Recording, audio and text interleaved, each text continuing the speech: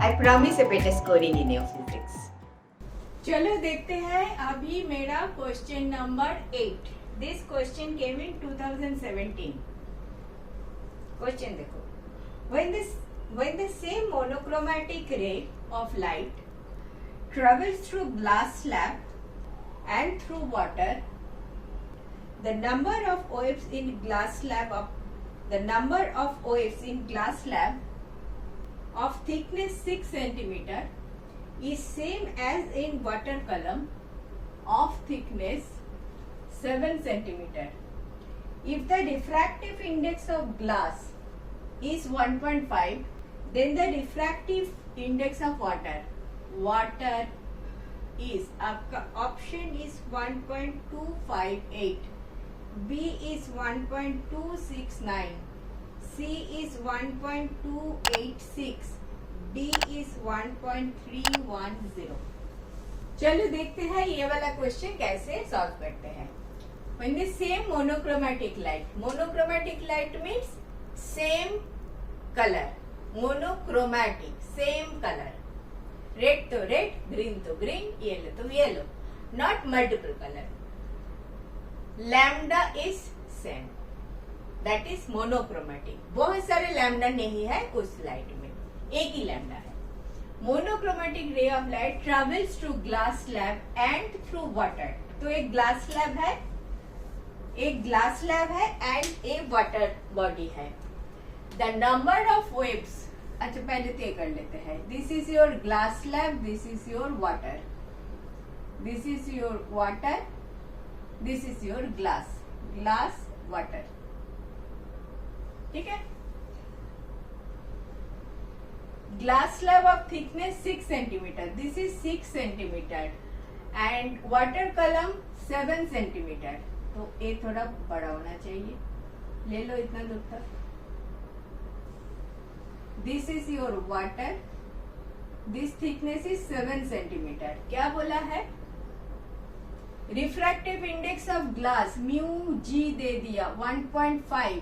Mu water निकलना है, कितना है? और क्या दिए दिया? Number of waves in glass slab of thickness this is same as the water as in water column. तो number of waves equal to n ले लो. In both the cases same है ना. बोथ द केसेस इधर भी n number of waves है, इधर भी n नंबर ऑफ वेव्स है. तो समझ में तो आ रहा है इसमें लैम्डा थोड़ा सा छोटा होगा. इधर भी क्योंकि ये छोटा है ये बड़ा है तो लैम्डा 2 ले लो. लैम्डा 2 बड़ा हो गया.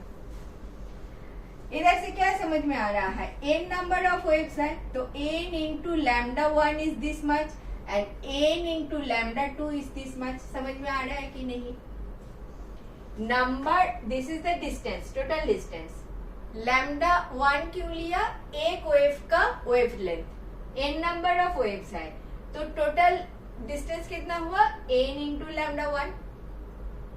इन दिस केस 7 सेंटीमीटर है. n number of waves and lambda 2 wave length of one wave. Lambda 2 into n, lambda 1 into n. ये तुमको दे रहा है d1 इधर, d2 इधर. Clear? where d1 is 6 centimeter, d2 is 7 centimeter. Clear हो रहा है? Since these two are different medium, this is glass, this is water, velocity of light in these two mediums will be different. V will be different, nu will be same, so lambda will be different. समझ में आया मैंने क्या बोला? V equal to nu into lambda.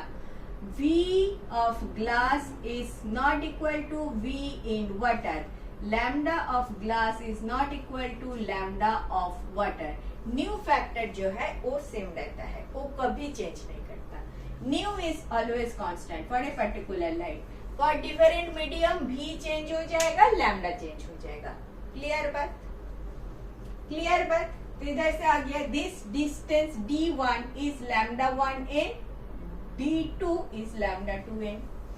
सो तुम d1 by d2 कर लो ना. इसमें पानी पिलाना पड़ेगा. सो d1 बाई d2 कर लो.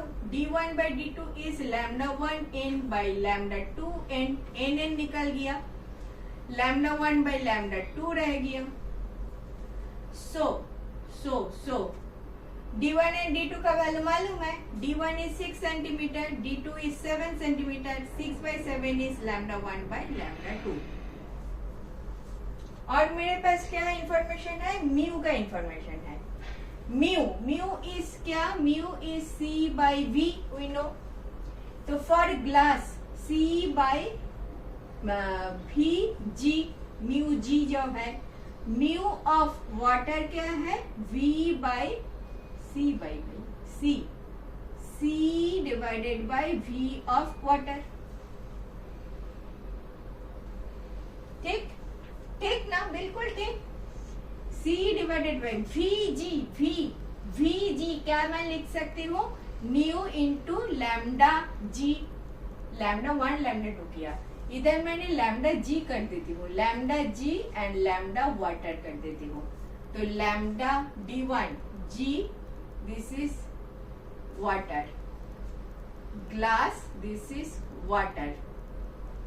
Glass, this is water.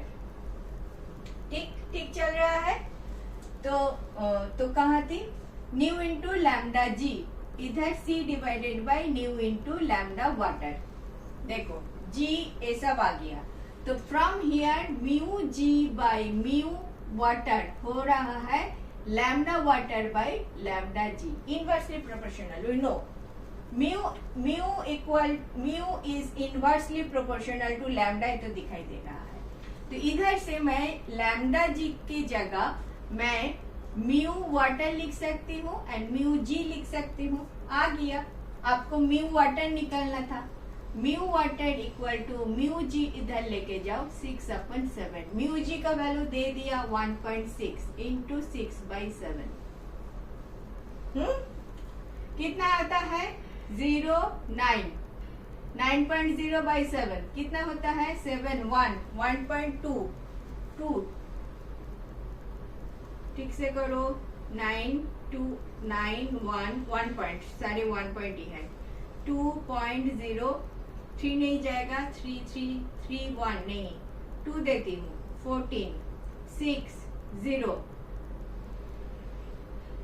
8 56 4 0 2 1.28. C is your correct option.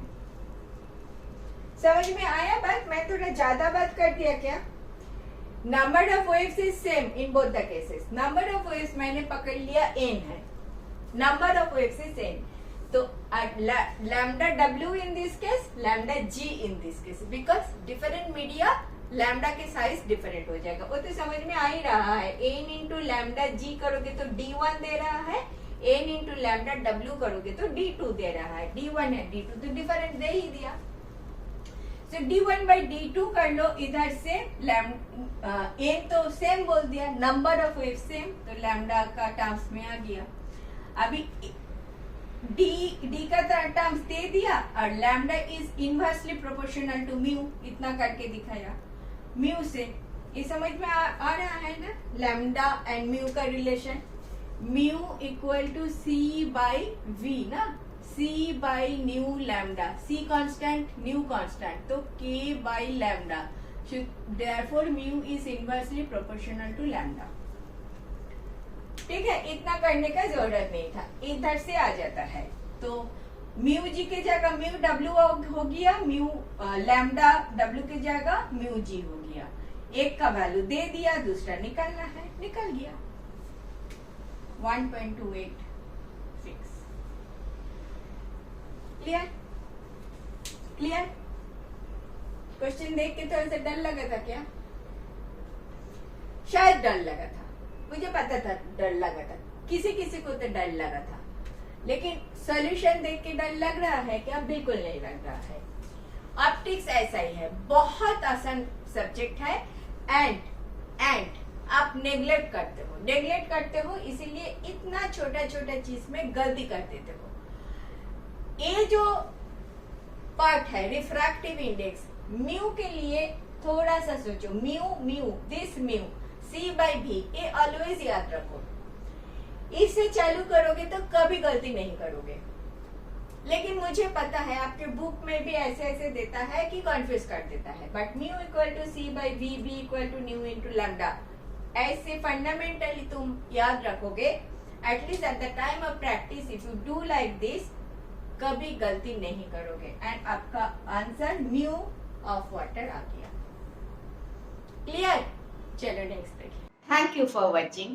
In this way, I have solved last 20 years of questions. If benefited, do watch.